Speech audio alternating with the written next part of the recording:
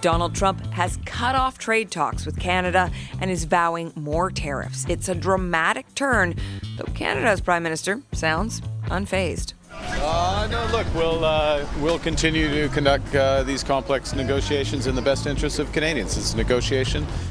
So what should the Canadian government do now? Should Mark Carney keep or drop the new tax that's angering Trump? Former Deputy Prime Minister John Manley weighs in. Plus, our strategist panel is back. We'll talk about what Pierre Poilievre is up to and whether the Liberals should try to put pressure on him in that by-election. Also, the Canada Disability Benefit was half a decade in the making. Now that it's here, how much will it help people struggling to make ends meet?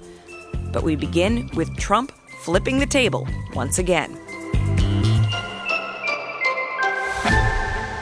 The House is now in session.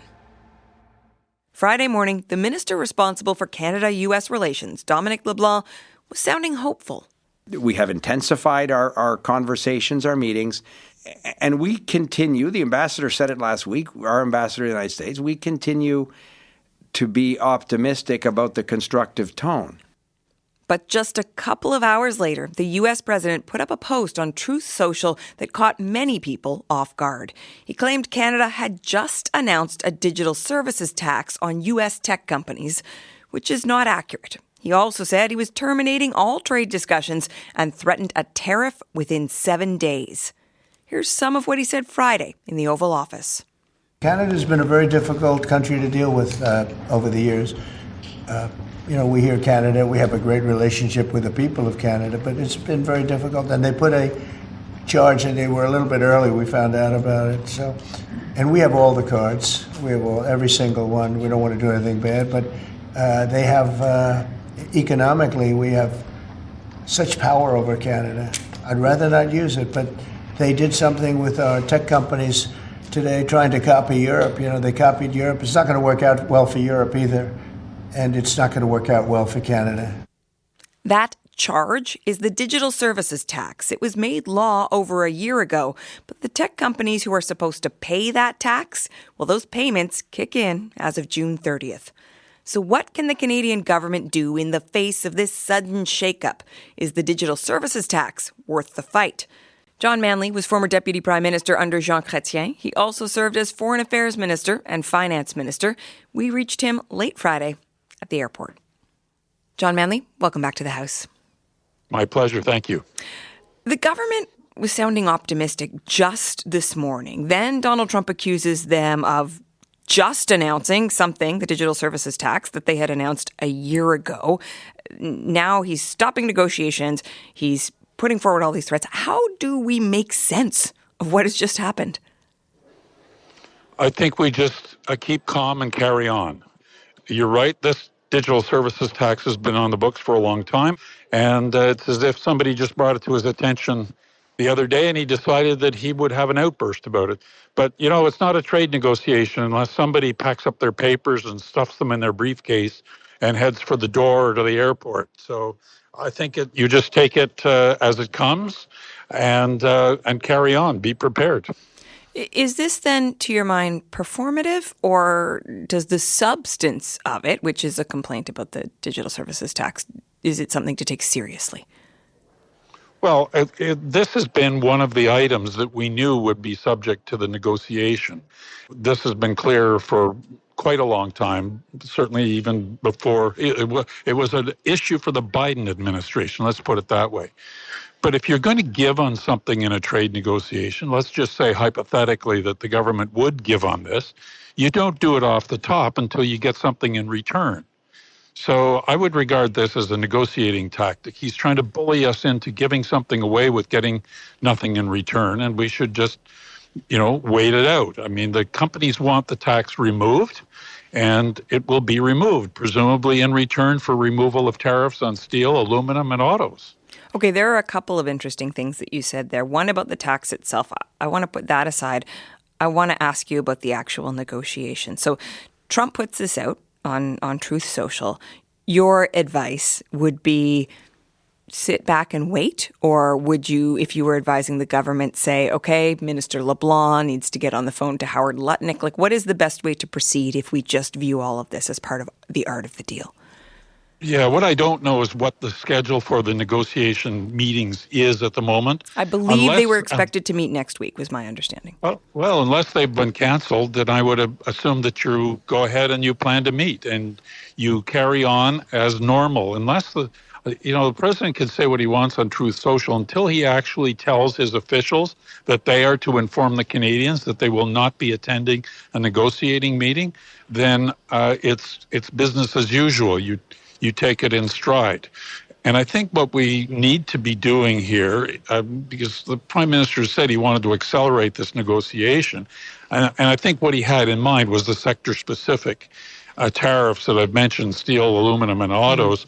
You would be going back to the Americans and saying, we can delay implementation if you suspend the special tariffs that you've put on Canadian goods. Let's make it a negotiation. If that's what they really want, then we've got to get something for it. You suggested a moment ago that perhaps there is a world that over the course of this negotiation, Canada should consider backing off on the digital services tax. I want to pause here because I really think most Canadians have never even thought about the digital services tax. The argument that the government has made for imposing this tax is that all these big U.S. tech giants, Google, Amazon, they're making money off of Canadians' data. They're engaging with Canadians every day. But because they're not based in Canada, they're not paying taxes, and that is just not fair. So the government has set down the bar of this being an issue of fundamental fairness, and frankly, one that is going to take in hundreds of millions of dollars in tax revenue. Why back off on that? You only back off if you can get something that you really want in return. And I think that's the situation that we're in. It is a controversial measure because it's a bit unusual in the tax field, although some other countries have imposed it. Some have proposed it and then withdrawn it.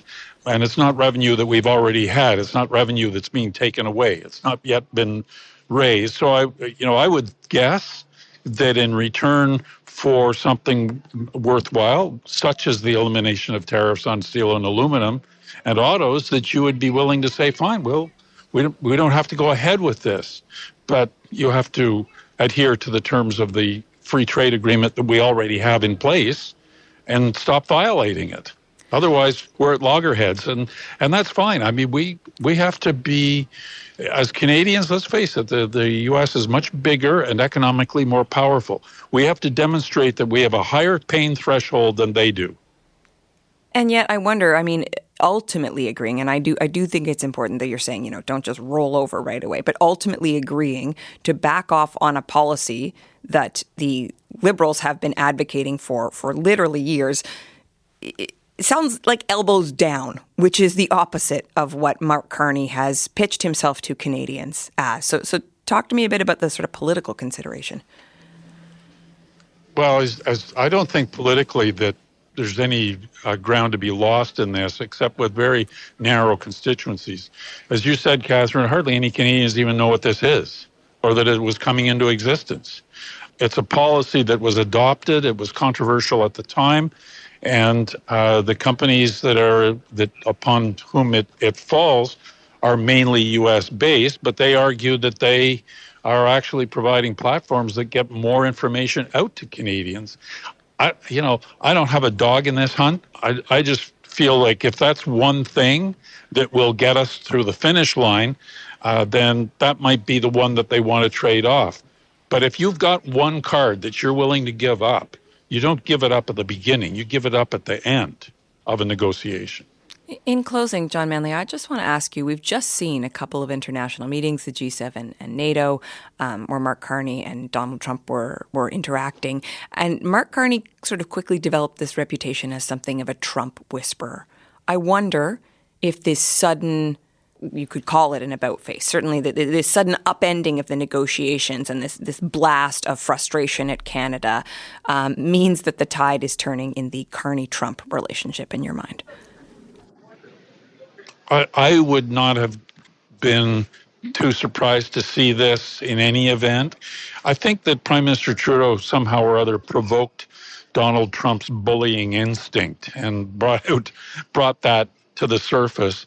And I think that if anything, Mark Carney's presence, his demeanor, his intellect, toned that down in Trump. But Donald Trump is still Donald Trump, and he will behave the way he behaves, and we've come to expect that. And I wouldn't credit Mr. Carney with either being a Trump whisperer or being a Trump victim. I think he's put the suit on as Prime Minister of Canada. It fits him well, and he's comporting himself with dignity. And I think Canadians like what they see. And the measure is not whether or not Donald Trump likes him or, adheres to what he wants. The measure is whether Canadians are feeling that they're being properly represented by their Prime Minister. So far, so good. Listen, it is a challenging time for a lot of Canadians as we watch all this play out. Thank you, John Manley, for giving us your perspective on all of it. My pleasure. Thank you. Former Deputy Prime Minister John Manley. Trump's threat is just the latest twist in a political season that's been full of change. To look at what comes next, we've got our strategist panel. Marcy Sirks is a former senior advisor to Justin Trudeau, now chief strategy officer at Compass Rose. Kate Harrison is a conservative strategist and vice chair at Summa Strategies. And George Soule is former director of communications for the NDP. He also helped out the party this last campaign. Welcome back to the House to you all. Great to be back. So nice to be back. Okay, we are going to talk about big picture politics in a minute, but obviously we've got to start with this big news from Donald Trump saying he is terminating all discussions on trade with Canada effective immediately. Marcy, I'm going to start with you. What do we make of this? This is the epitome of needing to keep calm and carry on. This is what it is, negotiating with this president. It is changing by the minute, by the hour. This government has many players who have gotten used to this kind of whiplash. This seems quite dire in terms of what it is suggesting. This would be the unraveling of the progress that we believe has been made over the last number of months, that Mr. Carney has been able to establish some kind of rapport with this president. We've seen him in the Oval. Every week collectively held our breath through that instance, and we thought that we were on some form of path. Right now, it looks like that path has ended quite abruptly when, the government was starting to temper expectations around a bilateral agreement in 30 days. I would submit that I don't think they anticipated necessarily this drastic a statement today. But see my previous point, they have gotten used to rolling with the punches, and so they need to just keep breathing and reestablish some kind of line of communication. I'm sure that's already happening, but this is certainly quite unfortunate to be happening to the government in this manner. Kate, I know this is sort of besides the point, but Canada Day is just a few days away, and this whole thing seems like it just got turned on its head pretty badly. What are you thinking? It was Canada ahead of July 4th that dropped the news that they were going to be moving ahead with a digital services tax, seizing upon, I think, what they anticipated to be a garbage day, news-wise, a number of years ago. So, listen, two things are true here. This is Trump hitting the big red button, knowing that the digital services tax was going to come into effect on 30 June. He's probably been hearing quite a bit about it from the parties that would like to see it cease. But I would push back a little bit on this being total whiplash. This deadline has been known for months.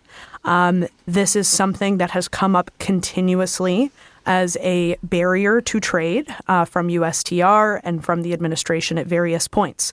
Canada has dug in its heels, or seemingly did so last week, based on Minister Champagne's comments.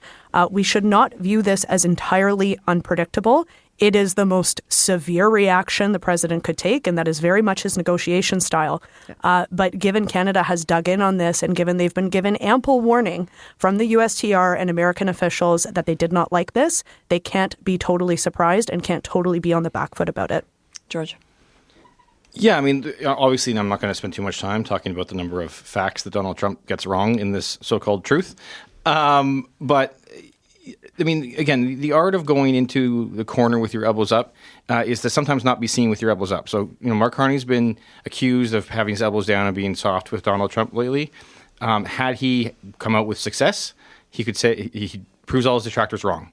If he comes out of the corner without the puck, which this is very much that, I mean, Donald Trump has melted the ice.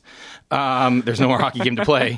Then that comes across as that whatever he was doing before wasn't working. And I'm not going to pretend that negotiating with Donald Trump is negotiating with a rational character, but he knew that going in. So the strategy to deal with Donald Trump needs to take that into account. And clearly, whatever happened, at least for now, has failed.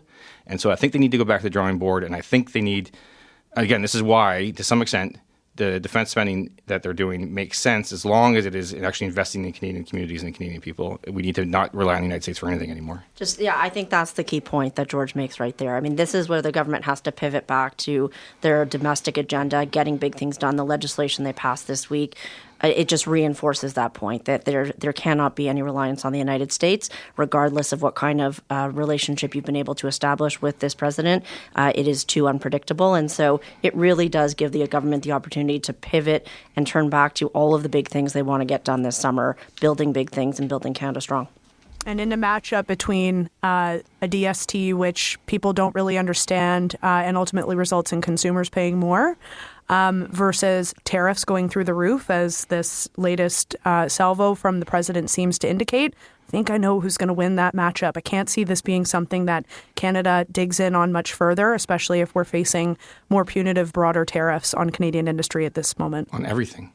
Okay, we're going to switch gears here and talk about where the parties are heading into the summer. We've talked a lot about Mark Carney lately on the program, so let's focus on the other parties. Kate, Pierre Poilievre is not an MP right now. What do we know about what he's been up to? I think there's been a couple of things that Pierre Poilievre's been up to. Number one, taking stock of the election loss. I understand that he's been making calls, including to people outside of the traditional circle, to see what they have to say about the party's performance and his performance during the campaign, really absorbing some of the lessons learned. The other big task, of course, is finding a seat in the House. And one of his caucus mates stepped aside in Battle River Crowfoot, so he's going to be seeking election there. It sounds like with a by-election to be called sooner rather than later. So he's hitting the hustings, knocking on doors and getting to know the people of rural Alberta, having been an MP for suburban Ottawa for many, many years. This is going to be new for him. So important that he ingratiate himself to his newfound constituency, plus also have the unenviable task of leading from afar, which I think has put the Tories in a bit of an awkward position at times when it comes to critiquing the Liberals and their path forward. Okay, I want to dig into a couple of the things that you talked about there. George, the question of Pierre Poilievre calling around, talking to folks about, lessons learned and whatnot. I have not heard anything to indicate that there is a formal post-mortem going on of the last campaign. The check-in seems to be happening with the leader himself. How significant is that in terms of what the path forward looks like for the Conservatives? Well, I think it's largely that they've decided what the path forward is or should be. I mean, it's a bit awkward for him because Mark Carney's doing a really good job of showing him what a progressive Conservative Prime Minister should look like. And so he's got that to contrast. I'm going to suggest to you that I don't know that Pierre Poilievre would embrace the progressive Conservative label, but I take your point. I'm not sure Mark Carney is either, but we can move past that when we get to him later. So I think Pierre Poilievre was the Conservative Party of Canada, and he had the right formula for the old problem, which was Prime Minister Justin Trudeau. And then when Mark Carney came along, he didn't have that secret sauce anymore. So I think trying to figure out how he can make himself relevant again, I think, is a challenge. I think the fact that he's off the headlines now, I think is fine. I think it's smart. But as far as preparing for what's next, I think they've got to go back to the drawing board and figure out what kind of leader he's going to be. I mean, it's a challenge, right? Right now, he's living in Stornoway, the publicly funded housing for the leader of the official opposition, which he technically isn't. He's convinced Mark Carney to spend $1.6 million on a second chance in an election, or roughly something around $1.5 million for a by-election for him, just so he gets a second chance to get back in the House. It's a pretty expensive opportunity for him to get a second chance just to be an MP again. And so now he's got to figure out also how to justify being the leader of the Conservatives again. I think there's a lot of work to do. I think there's going to be openings for sure, but I don't think it's a simple proposition for him. Marcy, I do want to talk about the by-election, but do you just want to weigh in on anything Kate or George said there about this moment before we talk about the future? Well, just with respect to Mr. Poilievre, I think it is a very difficult road back. I think there may even be some denialism going on here. I recognize that he remains a popular figure within the Conservative caucus, but more broadly, let's be honest, it is he lost a referendum on his leadership in his own riding. It is very difficult to come back from that as a political leader of any stripe in this country. So we'll see. I imagine he will win the by-election, but it's not easy days for him. Well, and speaking of that by-election, I mean, Mark Carney was pretty clear about how this was going to go, no games, straight. But I think there's a question the Liberal Party still has to ask itself about how it approaches this by-election. Should they run the best stinking candidate they can find to give Pierre Poilievre a real run for his money, knowing that this is one of the most conservative ridings in the country? Or do they really just step aside? I mean, they could even go so far as to not run a candidate. I strongly believe, actually, that you can test every riding like you're going to win it. And that goes for any riding in this country. By-elections, we've talked about it before on this show, are sometimes funny beasts. They can end up in any which way. We didn't anticipate the Liberals losing St. Paul's in Toronto or La Salle-Mard in Quebec. Sometimes things happen. I imagine Poilievre is going to win the seat. I'm not projecting a Liberal victory, but I think you run hard for your values every chance you get. So yes, I hope the Liberal Party puts forward a strong showing and a good candidate, if for no other reason than Mr. Poilievre deserves to be road tested once again. Kate, I just want one last thought from you about the biggest challenge Pierre Poilievre faces going forward. Biggest challenge is letting the idea take hold that you can elect Liberals and get conservative solutions. What George is talking about in terms of Mark Carney, progressive conservative, chills me because I know that it's not actually true. He might be saying the right things. We don't have an action plan by any means. But if Canadians believe that they can get right-of-centre solutions to the country's biggest problems by electing Liberals, that is going to create massive, massive issues for the Conservative Party and for Pierre Poilievre. Interesting. Well, in that regard, George, I want to ask you about the NDP. As we know, everything's great. Well, I want to know sort of more broadly. Things aren't great. Not official party status, not official members of House committees. What do you think happens to the political discussion when the Liberals and the Conservatives are so dominant? It's very hard for the NDP to get a word in edgewise because they just don't have a ton of say on what happens in terms of getting laws passed in this country.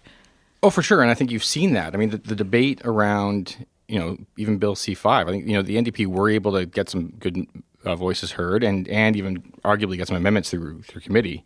But that was only kind of at the good graces of the other parties because we don't have official seats. So it's definitely a challenge. And while I think it's bad for the country, for the party, it offers a bit of an opportunity because I think that there'll be an increasing vacuum created. Also, the more Mark Carney, to what Kate's talking about, how that becomes a challenge for the Conservatives, that was a problem for New Democrats under Justin Trudeau. He was never my cup of tea, but it was harder and harder to argue that the Liberals were the Liberal Party that I knew when I was cutting my teeth, which was under Paul Martin, a party of cuts, a party of quote unquote fiscal responsibility, which meant massive slashes to social programs. Convincing people that that's who the Liberal Party was difficult under Justin Trudeau. It took out a lot of the space that the NDP had to live. Now the opposite is true, and I think that the more we are missed, the more we will be missed, and I think that that's an opportunity for New Democrats to win again. Marcia, this bigger question of just what is going to happen to the political conversation in this country with this narrowing? What do you think? Look, I want to pick up on a point George made, which I think is actually a really important one, and that is that there is a window of opportunity here for the NDP to come back because, exactly for the reasons George listed, that Mr. Carney is running right of center. So there is more space on the left than there was under Justin Trudeau. And in terms of, a narrowing conversation, yes, maybe so. We saw a very presidentialized election, as we discussed ad nauseum, but that won't necessarily take hold or last. These things are cyclical. I think there is space for the NDP to come back in. I reflect on my own experience with the Liberal Party between 2011 and 2015. We were written off as dead. We were third party opposite. We had 34 seats in the House. Yes, we were official party status, which helped, but we were basically out of the loop for 4 years. And it was a very calculated rebuild, not in the Commons, but in communities. And the NDP, that's where they've got to play. That's the play for them right now. It is being more active as community-based associations and organizations. I think there's space for that. They've got to be deliberate about those choices and recognize it is a wholesale rebuild from the ground up. Kate? I think that George and Marcy have hit the nail on the head in terms of the prognosis for the NDP. You talked about a narrowing, Catherine, and I think that that's true, but that's a moment in time. And the NDP does have an opportunity, whether it be talking about defense spending vice public program spending, or drawing attention to the absence of Indigenous consultation as part of the new C5, or some of the other things that may be troubling to those on the left of center. They're looking at the current Prime Minister's actions and wondering where their political home is. The NDP, if they play this right, I think have an opportunity to reclaim that space. They are weighed down, of course, by having only an interim leader and a lot of folks casting aspersions about their ability to actually form government. But there is an opportunity, I think, on the immediate horizon for them to reclaim some of the conversation, including on topics that are live before the House of Commons. And Catherine, sorry, I see you nodding your head, but I will say that also we're looking at leaders, the leadership race. I'm hearing a lot of names, actually. Like, there's this concern about how it would be too small. I'm hearing a lot of names. Okay. No, I'm not going to give them to you right now. But I am hearing people, and frankly, even in the by-election against Mr. Poilievre, no one thinks we're going to win that by-election. But I'm also hearing at least 2 or 3 people who want maybe to run for the nomination to be able to candidate to carry the flag. So our party's not dead yet. Okay. Great to speak to all of you. Thank you so much for your time today. Marcy Sirks, Kate Harrison, and George Soul. As always, we love hearing from you. And last week, after our political panel talked about how Mark Carney is running the government like a CEO, we got mail. Here's our senior producer, Jennifer Chevalier, to share some of that mail. Hey there, Jennifer. Hi. So what did folks have to say? Well, Kathy McCashin in Vancouver wrote, "Someone called him more like a CEO of a big company than a politician. Well, thank God." And she wrote GAWD. She continues, "Where has politics got us? Competition to stay in power, trying to please the electorate, and doing nothing."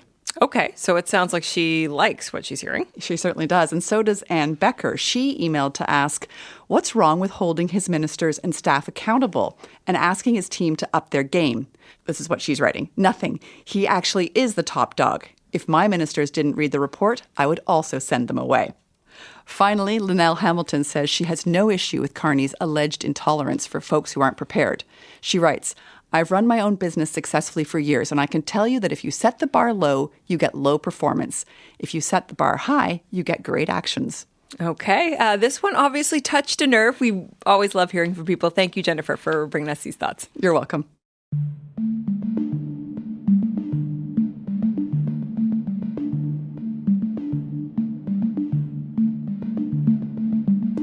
Still to come on the podcast, from a pro tip from Bill Clinton to some soul searching, courtesy of Jean Chrétien. Politicians tell us about the best political advice they've gotten over the years. Son, you're born with 2 ears and 1 mouth. So in politics, remember to listen and learn twice as much as you talk. More on that in about 10 minutes. I'm Catherine Cullen. You're listening to The House, making politics make sense. Make sure to give us a follow so you never miss an episode. And tell us what you think of the show. You can email us at thehouse@cbc.ca. The biggest thing that gets cut is our food. That's the only thing that is flexible enough for me to cut. Dinner last night, we stretched. I had a 1/4 cup of spaghetti sauce, and I added a 1/2 cup of cheese to that and made extra noodles, and that was our dinner. You're talking about 1/2 cup, like you're measuring. I have to measure all my food. And that's not for calorie-wise or portion-wise, it's so I can make it through to the end of the month. That's Shauna Milne talking to the House 3 years ago about the challenges of getting by living off provincial disability assistance. Shauna has diabetic neuropathy, a condition that affects her limbs. The federal government has launched a new benefit to help Canadians with disabilities who are struggling to make ends meet. It kicks in next month. So we reached out to Shauna to see whether she hopes it will help her. But first, I wanted to know how she's doing now. The cost of food and the cost of living has gotten so high here in BC that part hasn't changed. If anything, it's gotten worse. By the time we hit the end of the month, Corey and I, my son, we eat 1 meal a day.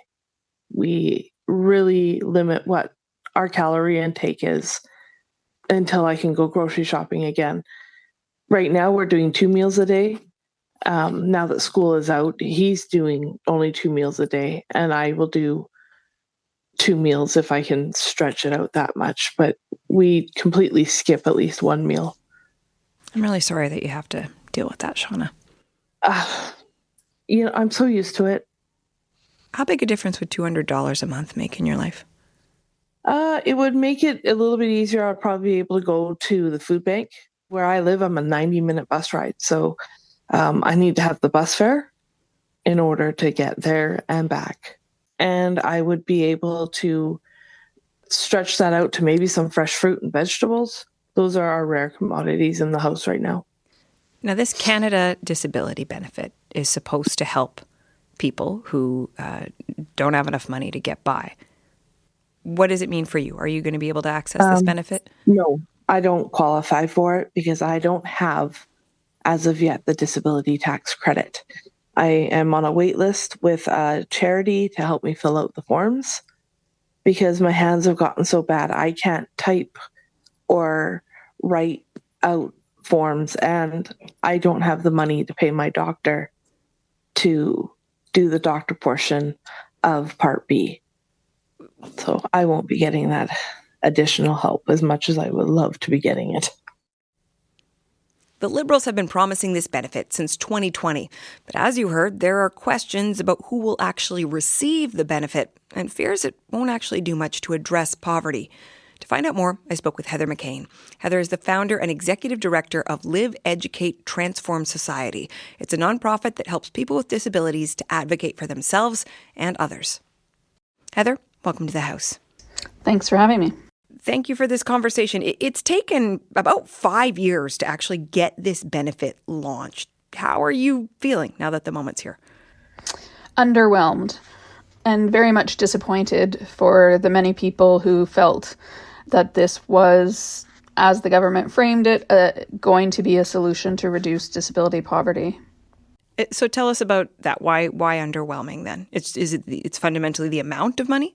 The amount is a big part of it. $200 a month is just not enough considering the additional costs that people with disabilities live on, as well as the fact that the provincial amounts for disability do not meet even the poverty line.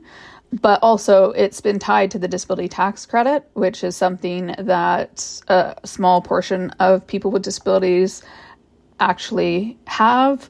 It requires more paperwork.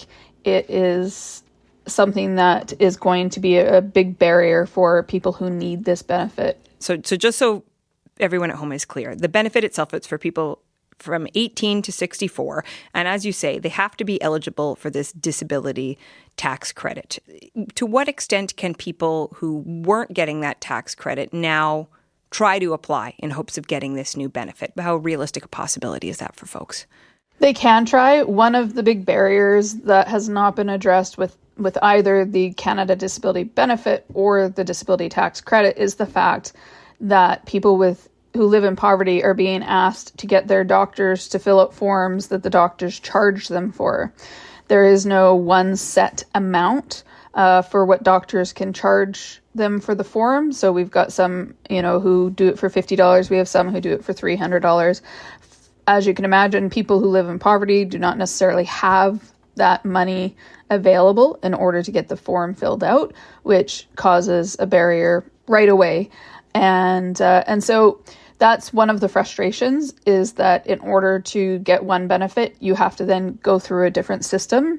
And people with disabilities, having to do form after form to prove their disability is something that is quite exhausting, onerous, and a huge barrier to them getting the assistance that is available. Am I right that the federal government has set aside some money to try to help folks with that? They have said that they have. I haven't heard anything clear as to how that money will be used or how people access it.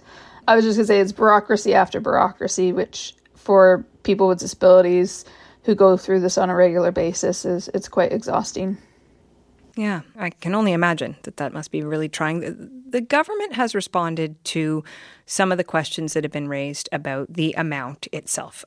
Minister of Jobs and Families Patty Hajdu, who is responsible for this benefit, said in a recent interview, quote, "I don't think that the disability benefit is what a person needs to sustain themselves. I don't think it was designed that way, but it is a payment that allows for fuller autonomy of people with disabilities." What would you say to her about that assessment of this benefit? I would say that it's correct. It is not going to be what gets them out of poverty. That wasn't the design. It was to supplement whether they're already on Canadian pension plan disability or provincial disability. However, for all the advocacy and work that has gone into this by the disability community, all the conversations that have been had about the needs and how long it's been since there have been raises in amounts for people with disabilities, there was a lot of hope that it would be enough to sustain people. This is not an amount that will sustain people. This is an amount, people with disabilities live in desperation, those who live in poverty, and so they will take any amount that is offered to them. However, this is not an amount that will make a huge impact on their lives like we had hoped for, like the advocacy that has gone into this. I've been running my organization for 20 years. We've been having the same conversations for 20 years. And that's where a lot of the frustration lies, is the disability community and the disability advocates have been very clear that what we need is to raise people out of poverty. It's costing our government and, our country more money to keep people in poverty than it would if we could help disabled people get the therapies, the medication, the medical help that they need so that they can then get back to employment, get back to, definitely a lot of them want to get back to work. Heather McCain, thank you for taking the time to talk about this today. Yeah, thank you for having me. Heather McCain is the founder and executive director of Live, Educate, Transform Society. I love asking questions. And one of the places I get to do it, besides right here on the House, is up on Parliament Hill as MPs head into the House of Commons. Now, admittedly, some questions are easier than others. I have a fun one for you. Best political advice you've ever gotten? It's better to have friends than enemies. Best political advice I've ever gotten? Make sure you listen to people and that you don't drink too much at night. Don't eat the cookies in the lobby. It's true. The MPs do have access to snacks in the lobby of the House of Commons. And as a cookie lover, I understand Michelle Rumble-Garner's call for restraint. Now, politicians have all gone back to their ridings for the summer, but in the weeks before they left, I asked them and some of our recent guests about the best political advice they've gotten, the wisdom that's helped them navigate the rough and tumble world of politics. From practical tips to keeping true to personal convictions, here's what they told me. I'm Aaron O'Toole, former Conservative leader. The best political advice I ever got was from my father, who was actually a provincial member of Parliament for many years. He said, "Son, you're born with 2 ears and 1 mouth. So in politics, remember to listen and learn twice as much as you talk. You really don't know the issues unless you've heard how Canadians are thinking about them." So I used to always think of that, listen twice, speak once. It's almost similar to the Carpenter rule, measure twice, cut once, right? And this is the same for politics. I'm Melanie Joly. I'm the industry minister, and my advice would be follow your gut. My mentor is Frank McKenna, the former premier of New Brunswick and former ambassador to the U.S. And he's actually been supporting me a lot in following my gut, in giving me being that sounding board. At one point, when I got involved in politics and I got newly minted as minister, I was not necessarily following my instincts. I was taking advice of people that were good people, but that were just, not having the same vision as I have.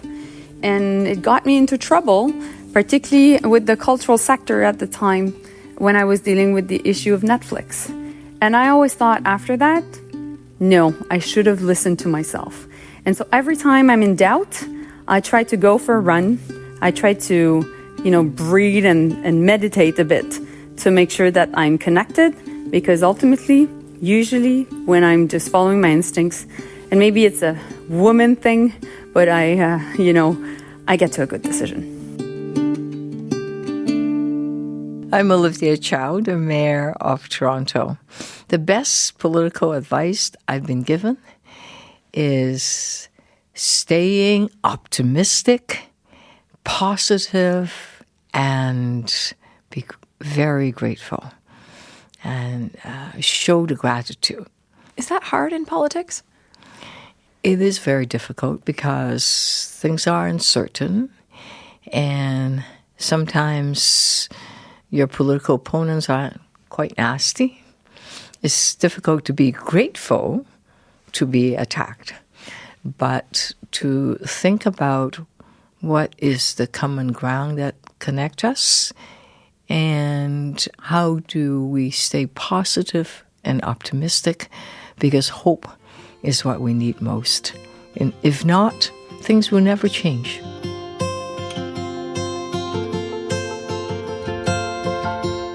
This is Jean Charest, and when I think of the best political advice I ever received, I think back to when I was elected in 1984. I was 26 years old. My wife, Michelle, and I had a child who was a year and a half old. From an old member of parliament from the Socred party, his name was Léonel Baudouin, who said to us, you as a family should move to Ottawa, live together, and make sure you do everything so that you're, as a couple and a family, that it works. And then say so publicly in your writing. Don't, allow people to discover this in a year and a half from now. Make sure they know why you've made this decision. And then he went on to say, make sure you get up at 6 o'clock every morning for the first 6 months of your political career, have breakfast at 3 places, and that they know you're on the job. And then after that, get up at whatever hour you want. I'm Chrystia Freeland, the MP for University Rosedale and the Minister for Internal Trade and Transport. And what is the best piece of political advice you've ever gotten? That in your heart, you will know what the right thing to do is. That you can't be too much a zealot about it, because life and politics is about compromise. It's about realizing you're not kind of the person to whom the ultimate truth has been uniquely revealed, but that there will be times when you just know what the right thing to do is, and when it will be hard, but you'll never regret doing it. Can I ask you who gave you that advice? Jean Chrétien. Hi, this is Pete Hoekstra. I'm the U.S. Ambassador to Canada. Best political advice, received it, I think, in my first term when I was in Congress. I'm in the Oval Office. We're at a bill signing. Every congressman gets to speak. Bill Clinton goes around the room. He gets to Congressman Pete Hoekstra, the freshman. I can't talk. I've lost my voice. As we're leaving, the president's at the door shaking hands with everybody, and he's shaking my hand, and he's talking to me. And people are saying, why is he talking to Hoekstra? He's a freshman member of Congress. He's a Republican. What is Bill Clinton telling me?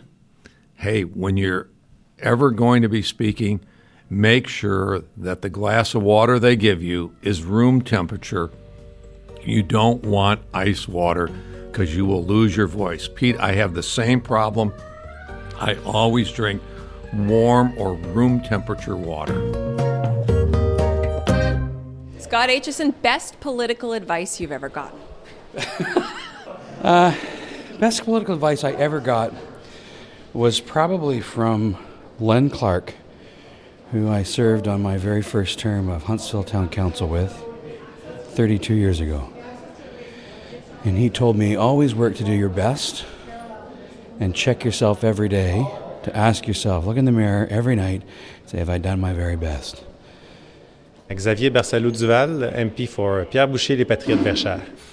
I would say it's the advice from Louis Plamondon to sometimes manage your frustration, like to learn to live with it and use it maybe more as a tool than something that's going to harm you. Can you think of a time where you had to do that personally, where you had to put that advice into use? Well, it can happen at any time. You have to look inside of you and tell yourself, not to be angry, but what more can you do to have a better result next time? Blake Richards, Avery Cochrane. Weird one. I remember Monty Solberg telling me this when I first got. You remember Monty Solberg? He said, anytime you go in a room, make sure you've always got a speech prepared. You never know when you might have to talk. Mike Calloway, Member of Parliament for Sydney Glace Bay. A 21-year-old Mike Calloway at the University College of Cape Breton took 7 political science courses from Sister Peggy Butts. She was an amazing woman. She later became senator. She knew my interest in politics. She was very tough on me, but it was tough love. And she said to me, if you're ever thinking, this was in the early 90s now, if you're thinking about becoming a politician, decide what kind of politician you want to be. Do you want to be a politician that does things, or are you a politician who wants to be someone? Choose wisely. I'm Rick Perkins, the now former Member of Parliament for South Shore St. Margaret's in Nova Scotia. In winning the election in 2021, I sat down with former Member of Parliament for my riding for 18 years, Gerald Keddy, and I said, Gerald, what is the best piece of advice you can give me in doing this job? And he said, Rick, with 7,000 commercial fishermen in your riding, always remember who sent you to Ottawa and always speak for them. Marc Serré, and I represent the riding of Nickel Belt from 2015 to 2025. What my father always told me is to make sure to reach out to all political parties. You know, they're not your enemies. They're, you know, you're dealing with confrontational with during election time, so a 30-day period. But other than that, you're trying to make sure that that you're reaching out to all levels of the government, because you got to make sure that you bring people together. My name's Gord Johns. I'm the federal NDP MP for Courtenay Alberni on Vancouver Island, British Columbia. And the best political advice I could give: sleep whenever you can. I spend about 85% of my time on the road, whether it be in Ottawa or even in traveling within my riding. So sleep wherever you can is my motto, you know, and I can sleep anywhere pretty much now after 10 years of this. You got to give me an example. So I have a short flight between Vancouver and Nanaimo, and it's a 13-minute flight. And I plan that half an hour of sleeping from the tarmac to the other airport. And unfortunately, sometimes I get a constituent sitting next to me and they want to talk, and I've calculated that into my sleep. So the sleep between Ottawa and Vancouver is really important, but also that little flight. You know, we're working 18 hours a day. It's 3 time zones. I'm permanently jet lagged. And 10 years of that, you are tired. So you know when to sleep, and that's everywhere, anytime, all the time you can. Who taught you that? Well, I think I taught myself that, sadly, by not sleeping for maybe many years. During the orientation in 2015, when I first got elected, the late Liberal MP Arnold Chan, and you know, he was such a gem and very authentic. He said, make sure that you take time in each day for exercise, that you take time each day to talk to your family and stay in touch with your family, and take time for yourself. And of course, he said, and you're not going to listen to any of the advice I've given you. Don't go to all the receptions, he said. And the first thing you do is you try to do everything. And then it costs you physically, in your relationships, your personal, mental, spiritual, physical health. So certainly I know that. I didn't listen to Arnold very well, but I'm doing that now. And when we leave here, you don't want to look back. You want to leave everything on the field. But at the same time, you got to make sure you can walk away from it. And I've seen MPs that have left, and the advice they've given me is don't stay here too long. Make sure that you do your best, but take care of yourself. And I think it's important to know that there's lots to do, and you don't need to be a member of parliament to represent, to be a leader. There is a life beyond politics.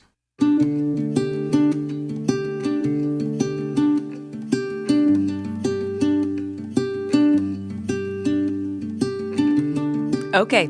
That is it for us this week. Our crew on the House is Kristen Everson, Benjamin Lopez-Stephen, Victoria Valido, and our senior producer is Jennifer Chevalier.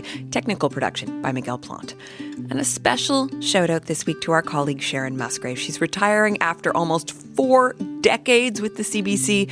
You may not know her name, but she has helped the CBC call the results of 75 elections, federal and provincial.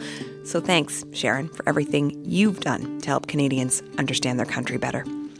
I'm Catherine Cullen. Thank you so much for listening.